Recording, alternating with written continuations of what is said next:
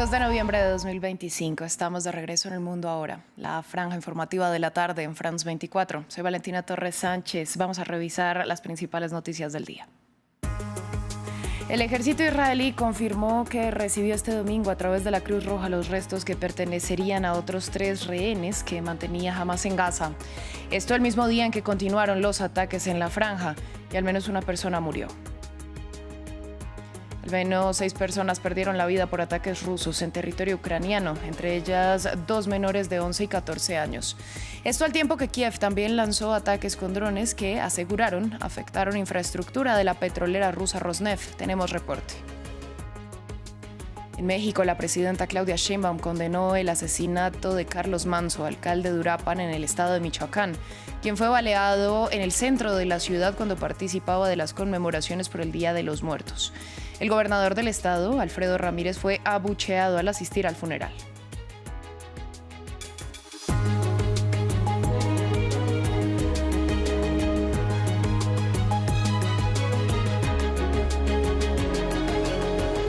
Damos inicio en la franja de Gaza, donde el ejército israelí anunció que recibió de la Cruz Roja los restos que entregó Hamás y pertenecerían a otros 3 rehenes que el grupo islamista mantenía en el enclave palestino.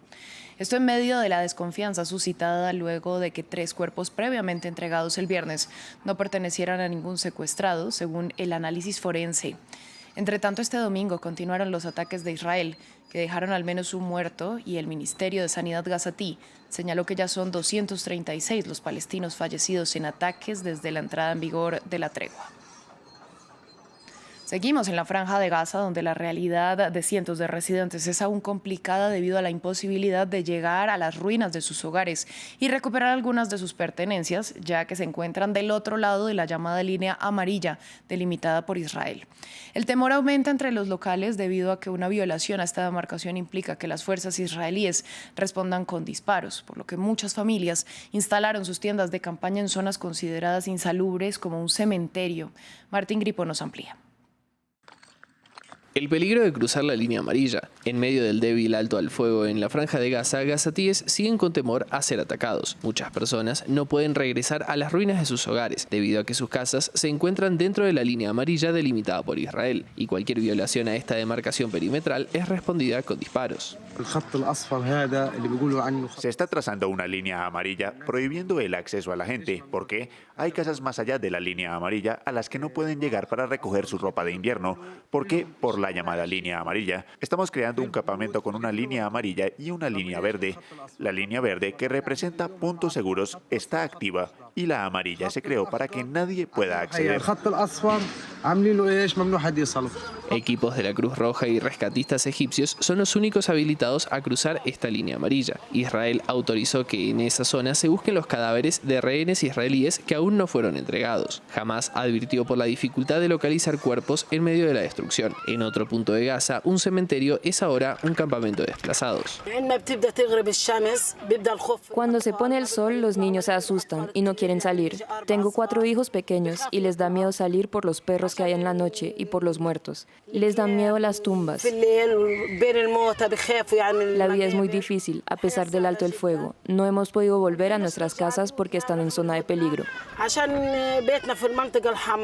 Las agencias de ayuda humanitaria denuncian que las condiciones de vida siguen siendo preocupantes. La falta de alimentos, agua potable y otros suministros esenciales siguen siendo escasos.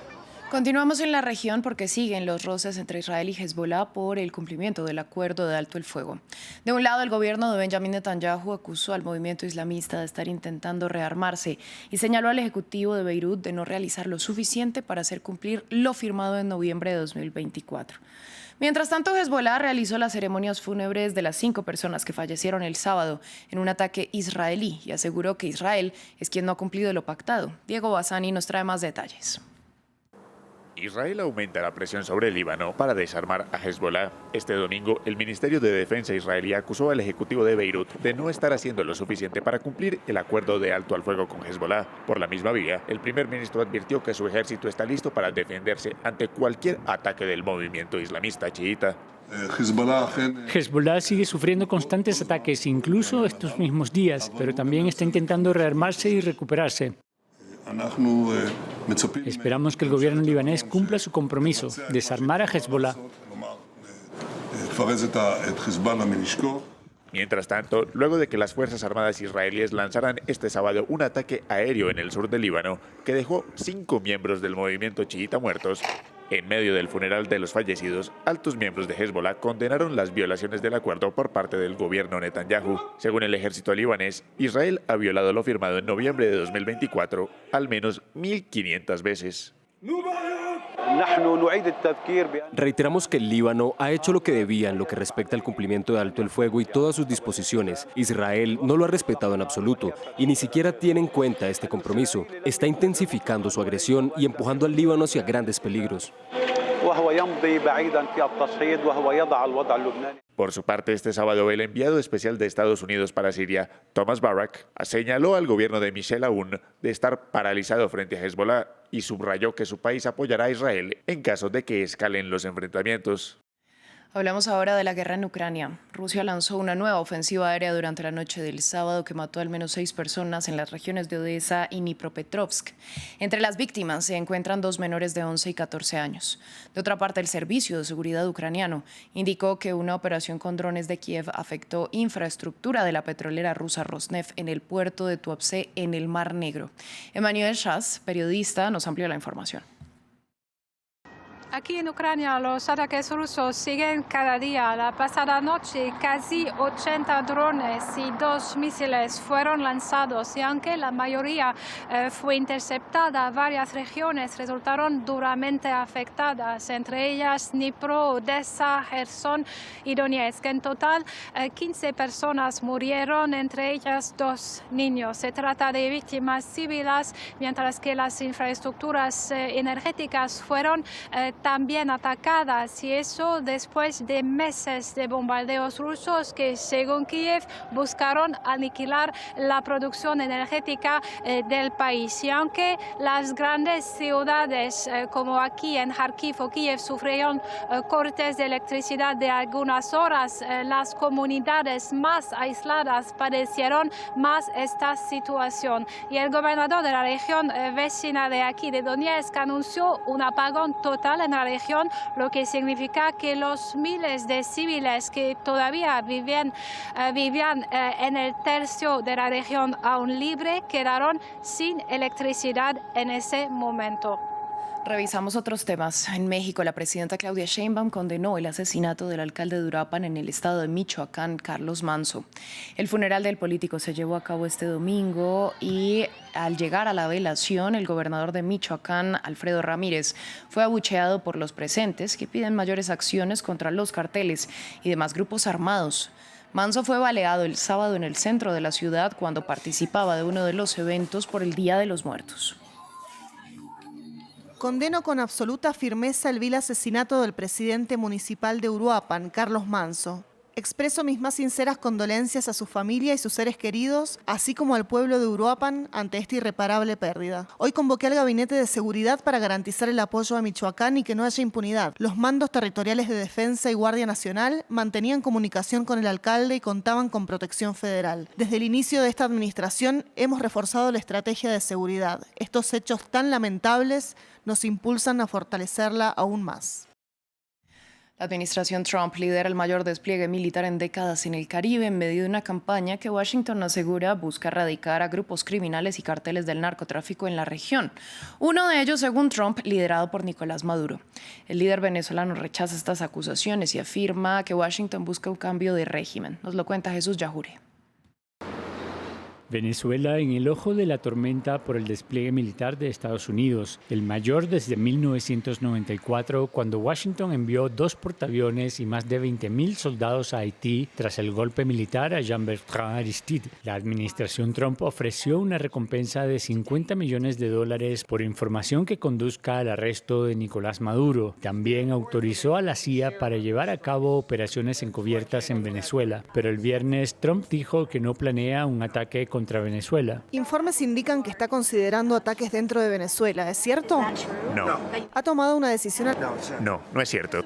Mientras tanto, la militarización de la región es un hecho. Según la agencia Reuters, Estados Unidos prepara operaciones que podrían respaldar acciones en Venezuela. Además, moderniza la antigua base naval de Roosevelt Roads en Puerto Rico y construye instalaciones en San Juan y en Islas Vírgenes. Un despliegue militar que comenzó en agosto con el envío de aviones de combate F-35, 13 buques de guerra y 5 de apoyo, submarinos nucleares y miles de soldados. 3 buques destructores con misiles guiados también han sido enviados a la región. Al menos una docena de aviones espía ha sobrevolado sobre la costa de Venezuela. Lo que expertos afirman es un esfuerzo por recopilar inteligencia en la región. Más recientemente, Estados Unidos anunció el traslado del portaaviones Gerald Ford, el más grande del mundo, que zarpó desde el Mediterráneo armado con misiles cruceros Tomahawk, bombarderos B-1 y B-2 y fuerzas especiales. Funcionarios estadounidenses dijeron a The Washington Post que en caso de ataques, Estados Unidos se centraría en objetivos militares usados en el tráfico de drogas, el supuesto nexo entre narcotraficantes y el régimen de Nicolás Maduro. El sábado, Rusia denunció como excesivo el uso de la fuerza militar en el Caribe y reafirmó su respaldo a Venezuela, con quien ha firmado acuerdos de cooperación. El portavoz del Kremlin, Dmitry Peskov, admitió contactos con Caracas sobre una eventual ayuda a Nicolás Maduro.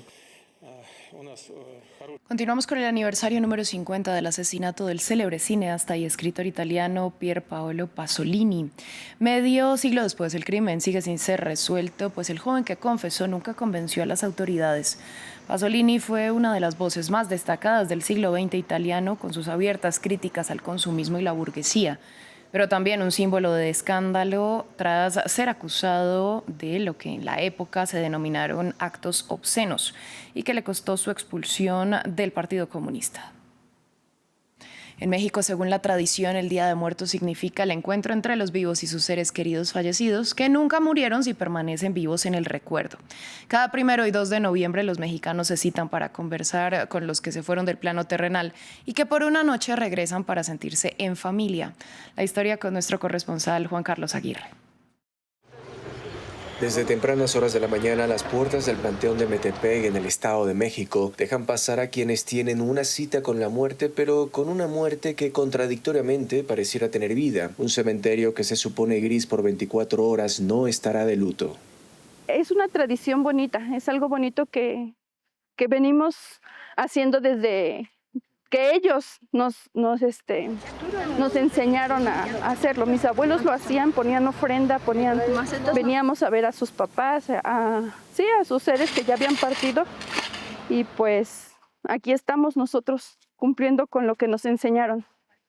Los familiares saben que las flores de cempasúchil y su fuerte aroma junto al pan de muerto y alguna bebida espirituosa despertarán a los habitantes de estas tumbas, que ellas y ellos seguirán los colores, los olores y los recuerdos hasta sentarse en alguna silla vacía para acompañarlos.